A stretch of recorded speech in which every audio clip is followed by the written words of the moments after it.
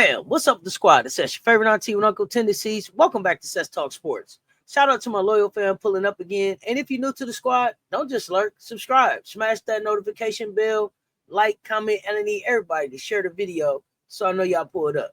Today, we giving flowers in full bloom, and I'm talking about somebody whose resume spans generations of women's basketball. Somebody who don't just coach the game, she lives it. Let's talk about the force behind the bench, the strategist, the steady hand, the quiet storm who been making noise for decades. Assistant coach Jolette Law ain't just part of the dynasty in Columbia. She helped build it brick by brick. Let's cook. From Florence to the Frost. Before she was breaking down tape in South Carolina or drawing up defensive clamps, Jolette Law was a small town girl with a big game. Born and raised in Florence, South Carolina, she had hoop dreams rooted deep in Carolina clay. But it was C. Vivian Stringer who pulled her out the soil into history. When Coach Stringer tried to recruit her to Iowa, it was freezing. Like 20 below type freezing, the story goes. Jolette interested, but her pops was like, nope, unless he could hear her games on the radio.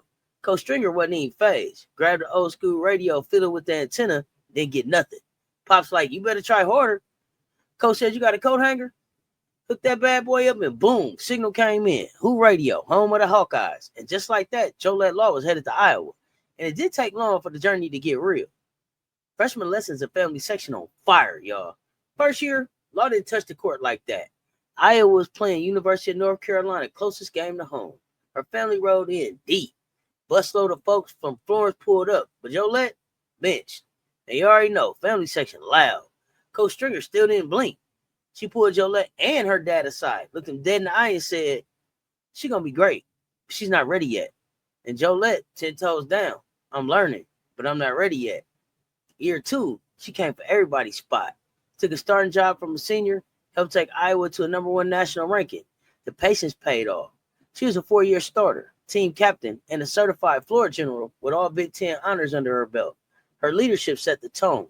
And when it came time to put on for the country, she did that too. Team USA, 1988 William Jones Cup in Taiwan, led the squad in assists, took home the silver medal, and earned a spot on the all-tournament team. But Jolette's game wasn't just built for college. She had showmanship in her soul. Then came a chapter most don't even know about. Jolette Law became one of the first women to join the Harlem Globetrotters. From 1990 to 1994, she rocked that red, white, and blue, entertaining millions and breaking barriers on the global stage. Not just a sideshow, she was a trailblazer, a true ambassador of the game who hooped in 20-plus countries, showing the world that women belonged in every arena, on every court. But after dazzling the world, she knew it was time to come back home and give the game something deeper, her mind. From student to strategist.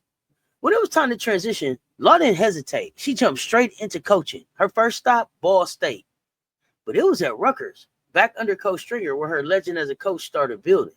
She spent 8 years as an assistant, then 4 more as an associate head coach, helping lead the program to multiple Elite Eights and national spotlight seasons. And in 2007, she got the call. Head coach of Illinois. Now, let's be real. Her record there won't scream dynasty, but don't get it twisted. She inherited a rebuild, and she did it with grace. She took that program to 2 WNIT runs, instilled discipline, recruited nationally, and never once compromised her values. That part matters. Then came Rocky Top. 5 years as an assistant at Tennessee, under the Pat Summitt tree, absorbing greatness and shaping players who would go pro. And all the while, her resume was stacking up with impact and prestige. Now, let me break this down for y'all. She got awards, acknowledgments, and accomplishments. Coach Law got a resume that walks into the room before she even speaks.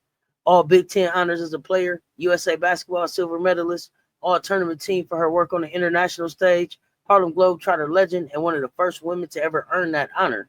WBCA Assistant Coach of the Year finalist, honored by her hometown Florence with Community Impact Awards, Black Excellence Recognition, and civic honors for her work with youth. Contributed to 20-plus WNBA players' development across her coaching stops.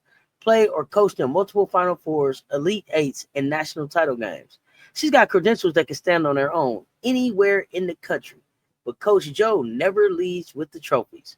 She lets the work and the win speak. And one day in 2017, all that experience came full circle. You know, kind of like when the dynasties align. Enter Dawn Staley. In 2017, everything changed. Dawn Staley called and Jolette came home. She didn't come for the clout. She came for the mission. Since joining South Carolina, Jolette Law has been a foundational force in building the greatest dynasty in women's basketball today. Her fingerprints on every championship banner, every SEC title, and every national run. And behind the scenes, she's been shaping players into pros and sharpening the South Carolina standard every step of the way. I talked to a player that Coach Law coached at Ball State. And I asked her to tell me some things about playing for Coach Law and what it was like. She told me that Coach Law was a player's coach. Run with you, film study, check on your family, etc. She loves the guards because she played the point for C. Vivian on that championship Iowa team nobody talks about. Then she told me about a time when they had gotten into trouble during the preseason practice, and they had to run. Coach Law is motivating them because they had to kind of keep running continuously. So she's trying to motivate them to get this running done. So she starts running with them backwards. And then she starts showing off her crazy Globetrotter moves because she had just come off a stint of working with the Harlem Globetrotters. So this is coming right out of Ball State. And she's just that type of coach, a player's type of coach. A coach that's gonna be with you. That's gonna help you meet the standard every step of the way. She's the glue, the check-in, the recalibration. She's not the loudest in the room, but she's the one every player listens to. Whether it's Ty Harris, Destiny Henderson, Zaya Cook, Raven Johnson. Coach Law was in the trenches with them, helping them read defenses, fix their footwork, control tempo, and grow beyond the stat sheet. She is the coach that stays late, the one who rewinds the same clip 5 times just to teach you how to slip that screen smoother. She's guard whisperer, motivator, therapist, and mentor all in one. And she's been there for every banner they've raised. Since 2017 in South Carolina alone, she's helped guide the program to 3 national championships, SEC tournament titles, multiple undefeated regular seasons, a top-ranked recruiting class, and growing list of WNBA All-Stars. And still, Coach Jolette Law never asked for a headline, but best believe she's written into every line of that Dynasty script. So before we close, let's be clear about what we're witnessing. Let's stop playing. A black woman from the South made her way through the Big Ten, USA Basketball, Harlem Globetrotters, head coaching trenches, Rocky Top pressure, and came back to help build a dynasty in her home state. That's legacy. That's power. That's Jolette Law. So next time somebody talks South Carolina dominance and don't say her name, correct them loudly. All right, fam. Make sure you drop a comment with your thoughts on Coach Jolette Law. Did you know all this before? What stood out most to you? And who else from the dynasty do we need to spotlight next? Don't forget to hit that subscribe button, ring that notification bell, and share this with someone who loves women's basketball like we do. Catch y'all next time on Cess Talks Sports, where we keep it real about the legends, the rising stars, and everybody in between. Keep hooping. Stay tuned. Talk soon, y'all. I'm out.